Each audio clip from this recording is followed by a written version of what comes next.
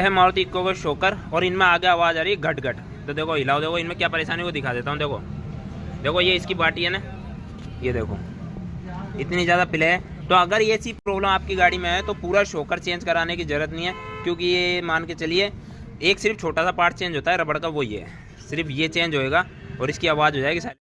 तो ये देखो खोला जा रहा है शोकर को, सिर्फ बाटी बाटी चेंज होएगी। तो ये देखो दोस्तों, ये बाटी निकली है, ये बिल्कुल ख़त्म। अब सिर्फ ये अकेली है ना, ये शोकर माउंट, ये चेंज होएगा। देखो ये रहा, सिर्फ ये चेंज होएगा और शोकर बिल्कुल नए जैसे हो जाएगा। बिल्कुल भी नहीं है, ये देखो पूरा शोकर हिल जाएगा लेकिन वो नहीं हिलेगी। तो यानी ये देखो